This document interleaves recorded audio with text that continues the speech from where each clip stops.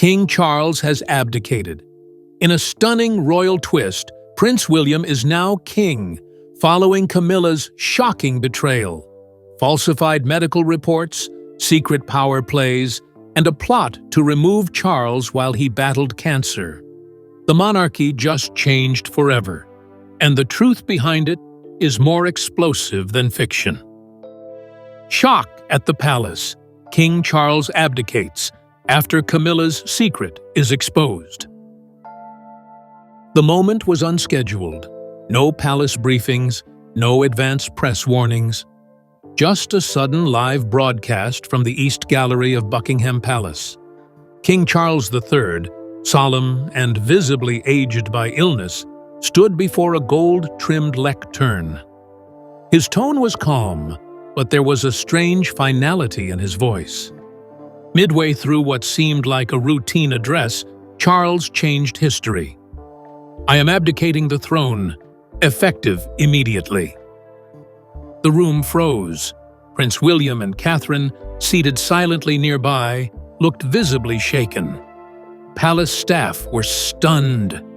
Cameras captured gasps, muffled cries. Abdication hadn't happened since Edward VIII, and never under circumstances like this. Then came the next blow. Camilla Parker Bowles is hereby stripped of all royal titles and privileges. Queen Camilla, seated to the side, remained still. No tears, no reaction. But her silence said everything. This wasn't retirement. This was a royal reckoning. A monarch stepping down not because of failing health, but because of something deeper: betrayal. And the woman he waited decades to marry was at the center of it. The feed cut. No questions. No explanation. Outside, the world erupted in speculation. Why would a king who waited 70 years to wear the crown suddenly walk away? The answer began to take shape just hours later, whispered in corridors and leaked through aides. Camilla's betrayal wasn't personal. It was political, and Charles had caught her in the act. When truth outweighs tradition, Charles had said, a sovereign must stand for integrity. That night, the monarchy cracked at its highest point. Camilla's betrayal, how she tried to seize power, while Charles fought cancer. What triggered this collapse didn't begin in courtrooms or press offices. It started in the most intimate of spaces. Sandringham Palace, on the King and Camilla's wedding anniversary. Charles, despite fatigue from cancer treatment, had chosen a small personal gift, an emerald brooch nestled in green velvet, a symbol of love. He moved quietly through the candlelit halls, brooch in hand, ready to surprise the woman he had once fought the world to defend. Then he heard her voice, Camilla, on the phone, sharp and commanding, not tender, not concerned. Severe exhaustion, indefinite rest. Use the right phrasing, she instructed. The voice on the line? Dr. Harland, Charles's private physician. Charles froze. The box in his hand slipped from his grasp, landing silently on the rug outside the door. She wasn't done. Moments later, the Regency Council must act. He can't continue. I'll oversee stability myself. This wasn't care. This was a coup, dressed in concern. Camilla was actively laying groundwork to replace Charles, to seize power using forged medical language. Charles turned, stunned, silent. He returned to his private quarters alone. The gift remained on the floor, untouched. The betrayal cut deeper than infidelity. It was a calculated move to push Charles into permanent retirement. Camilla wanted to rule, and she was ready to remove the king to do it. That night, Charles said nothing. But inside, everything had changed. She didn't try to help me. She tried to erase me. Charles would later write in his private diary, "The conspiracy unfolds, 2 sets of medical records and a king betrayed." While the palace issued bland statements about the king resting, Charles was digging, quietly, methodically, and completely off the radar.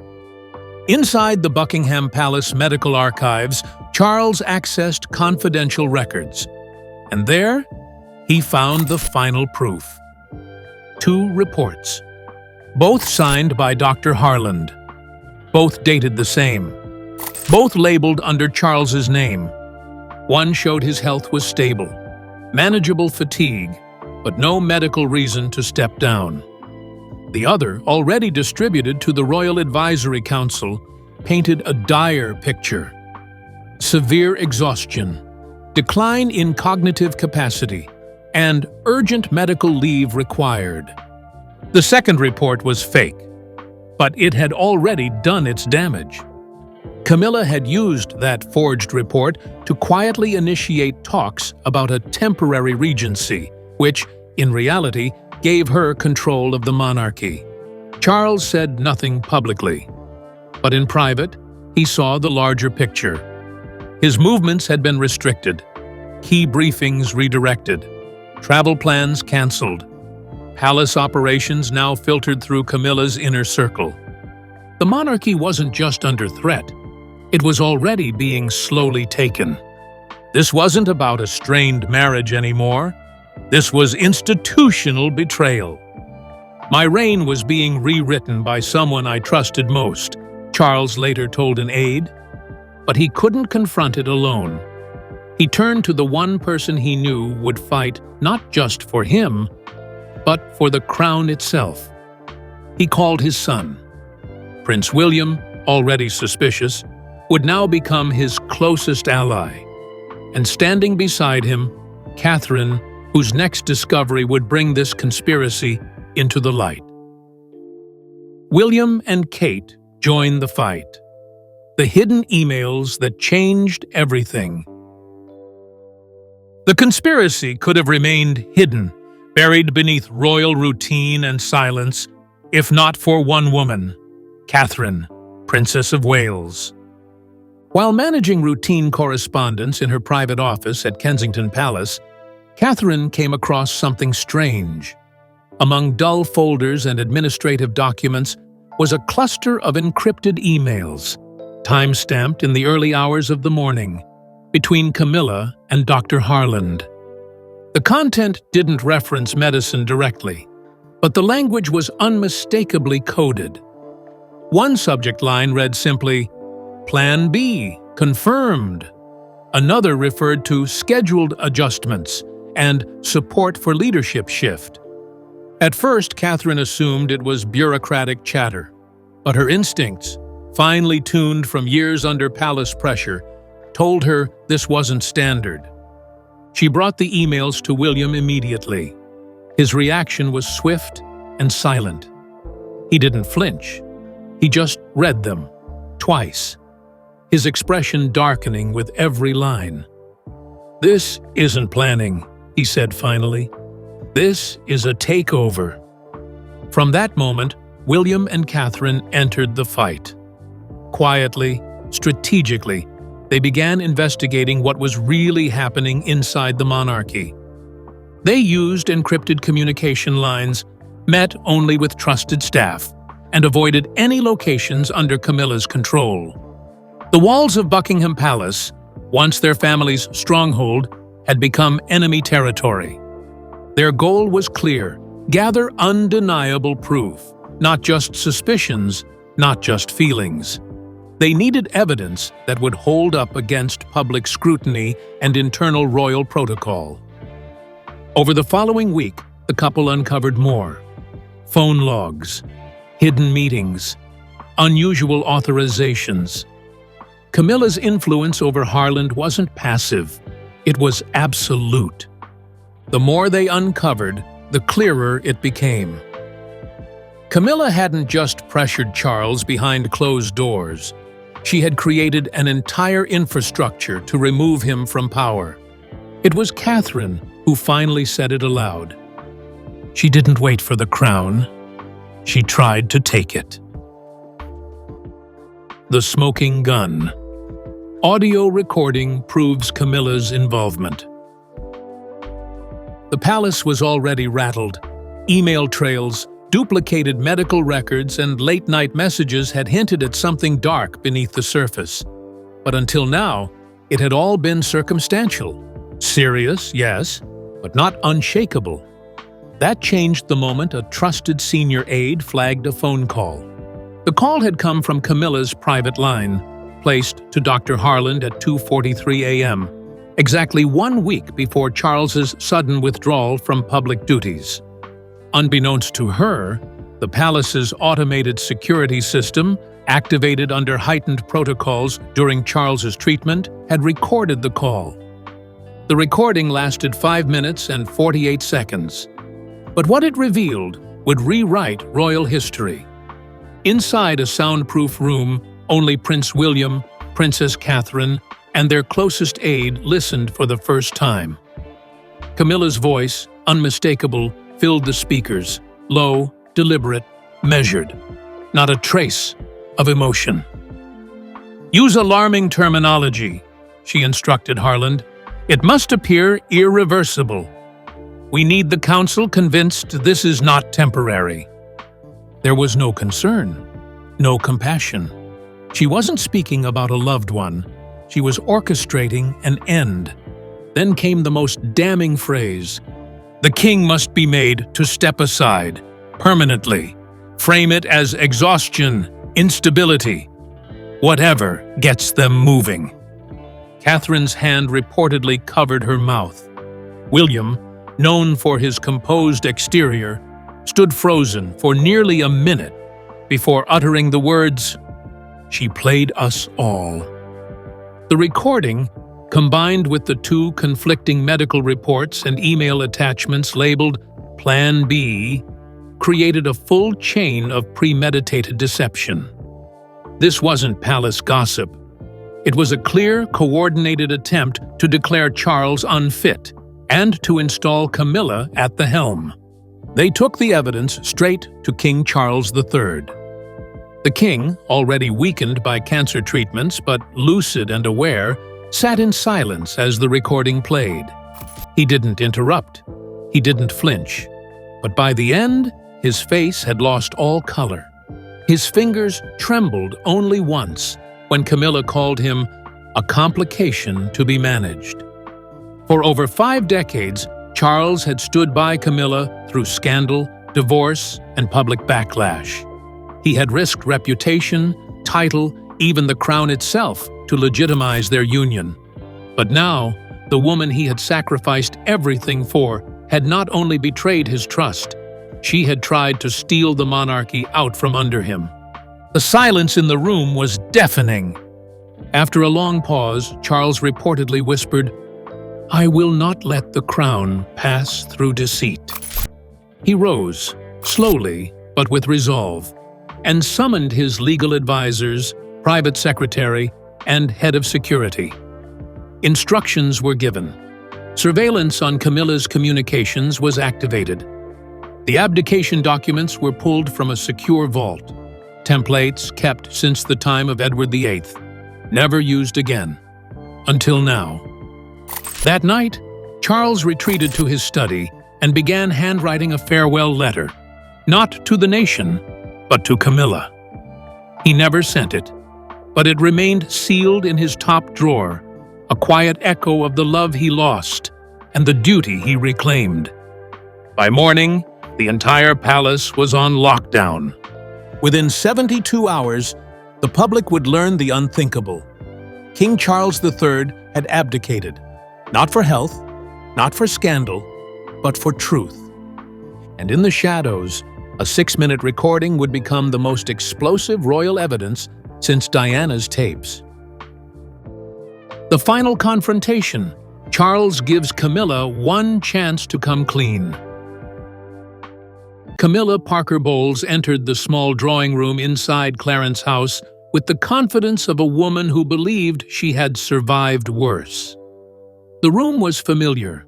soft lamps, muted paintings, the quiet elegance of decades of shared life.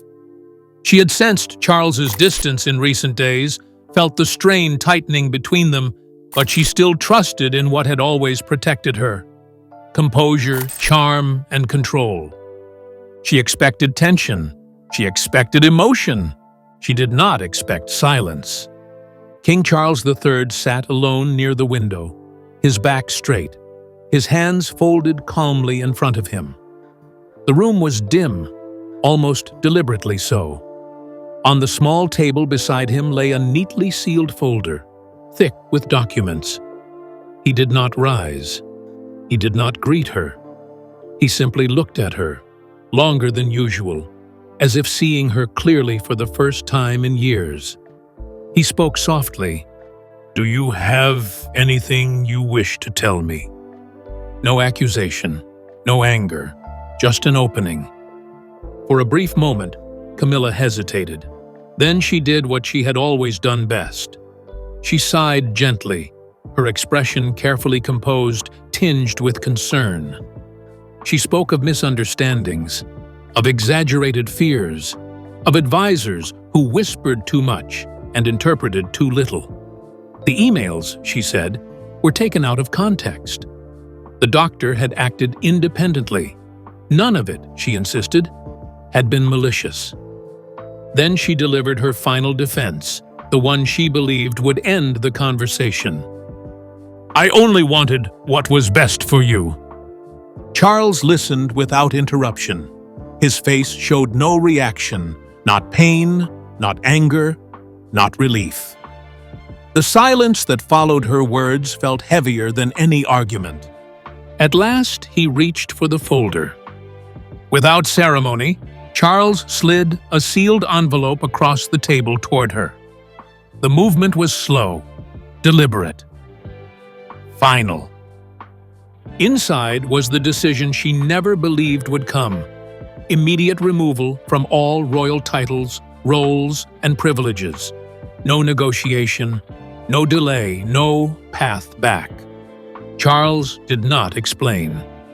He did not justify himself. He did not argue. There was nothing left to say. Camilla picked up the envelope. For the first time, the composure cracked, not outwardly, but inwardly. Her jaw tightened. Her breath caught, just briefly. Then she stood. She did not cry.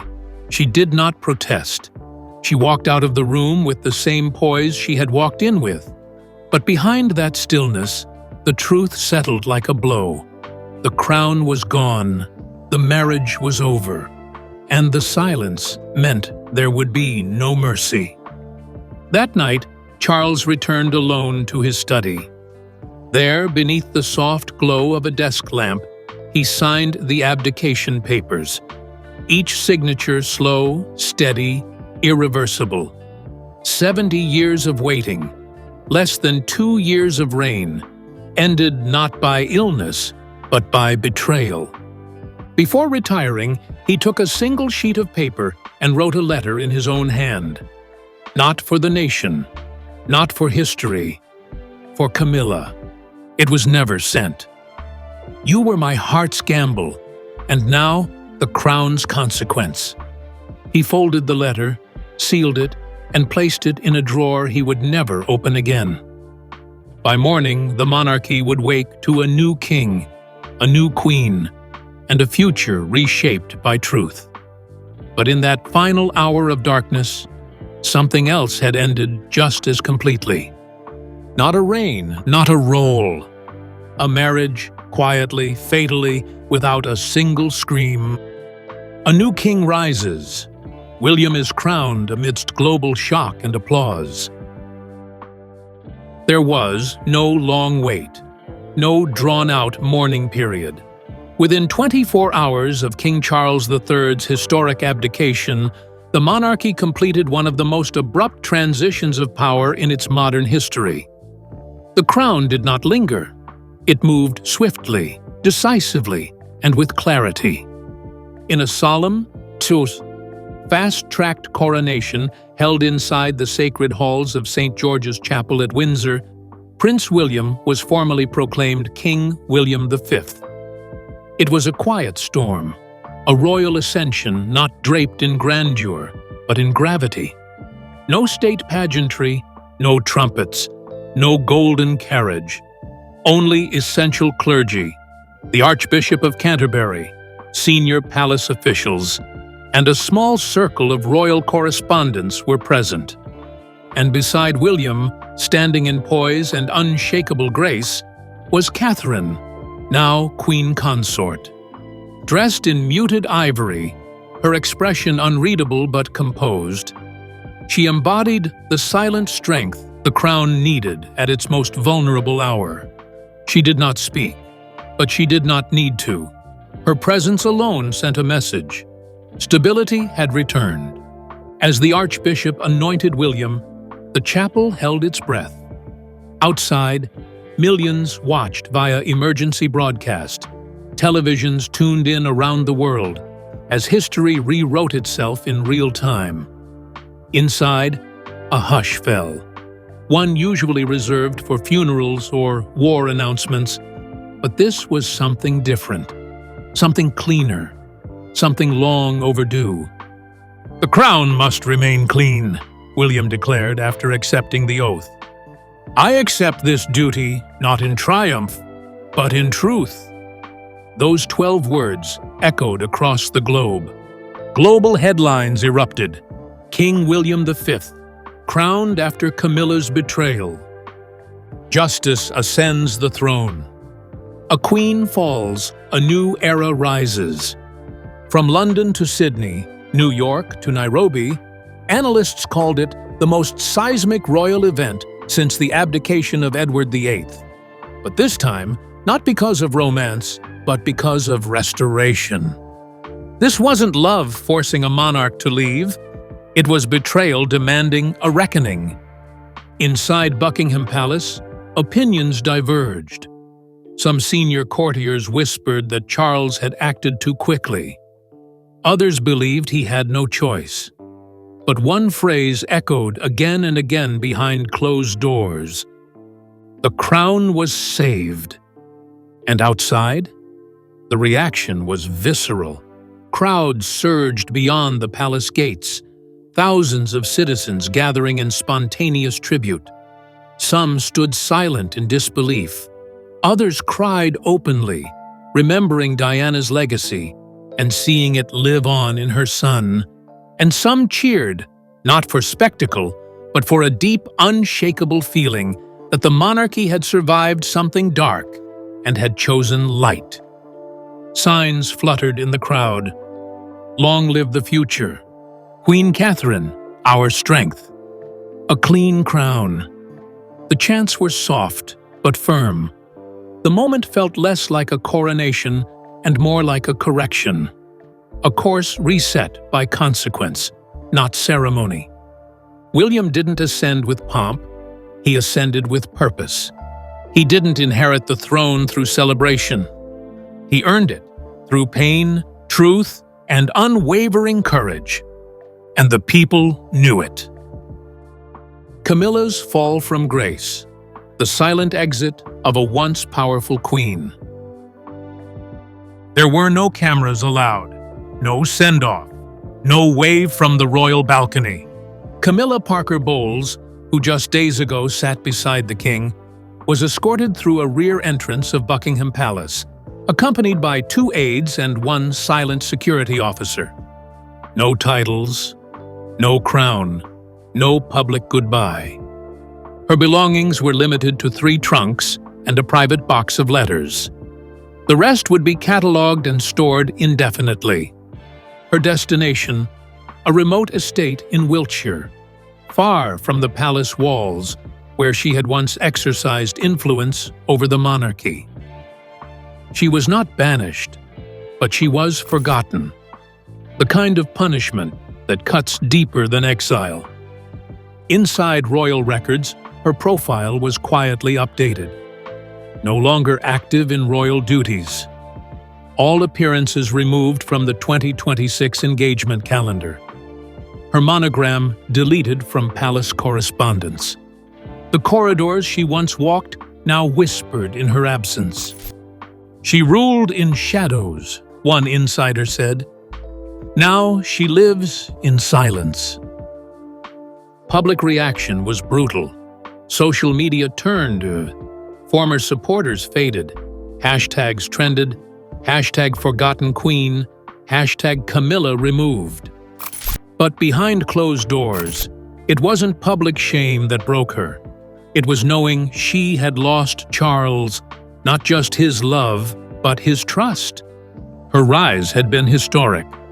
Her fall, total. Charles in exile, the former king begins his most personal writing yet. No longer a king, Charles Windsor retreated to his private estate in Birkhall, Scotland, the place he had always called his true home. There were no staff briefings, no royal press corps, just Charles, a few loyal attendants, and a handwritten manuscript that grew by the day. He had given up his crown, but not his voice. In his study, by the fire, Charles began chronicling everything. His memoir wasn't for revenge, it was for record. The betrayal, the coup attempt, the moment he overheard the woman he trusted orchestrating his exit. It all poured onto the page. One passage stood out. Justice demands clarity, even when it burns the heart. He wrote about William's strength, Catherine's intuition, and his hope for George, the next heir, to inherit a monarchy rebuilt from truth. He never mentioned Camilla by name, only referred to her as the ghost behind the throne. And beside his desk sat a sealed envelope. Inside, the letter he had written to Camilla the night she denied everything. A letter he never mailed. A letter he would never destroy. This wasn't bitterness, it was closure. For Charles, the crown had always come second to duty. And now, even without it, he was still serving by recording the truth. The bigger threat, Meghan's DNA plot against Prince George exposed. As the monarchy healed from one betrayal, another storm broke, this time across the Atlantic. Documents surfaced suggesting an orchestrated plot to undermine the legitimacy of Prince George, heir to the throne. And at the center of it, Meghan Markle. The trail began when Catherine, still deep in confidential archives, noticed inconsistencies in health files related to George's birth. Upon further investigation, she uncovered a chain of fake DNA reports, all designed to suggest George wasn't biologically royal.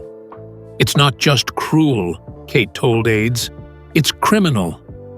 The evidence pointed toward a private clinic in London.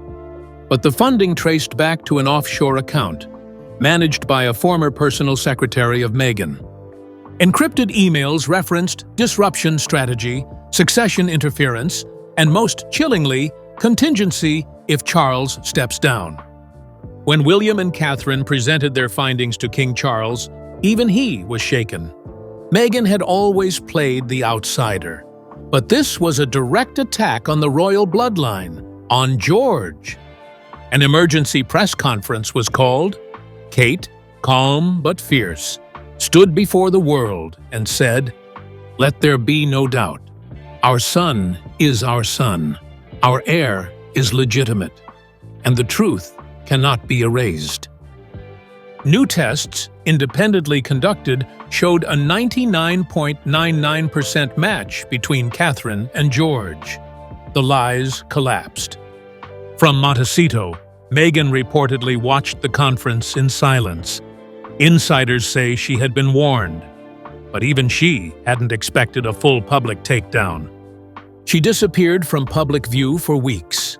Legal teams scrambled, Netflix deals stalled. Her empire trembled. For the palace, it wasn't just about George. It was about protecting the future. And for the public, it was a line in the sand. One betrayal dethroned a queen. Another tried to unseat an heir. But this time, the crown was ready. This wasn't just a transfer of power. It was a reckoning. Charles walked away to protect the crown, and William rose not through ceremony, but consequence. Camilla's ambition shattered everything, but justice restored order. The monarchy survived, not because of tradition, but because truth refused to stay hidden.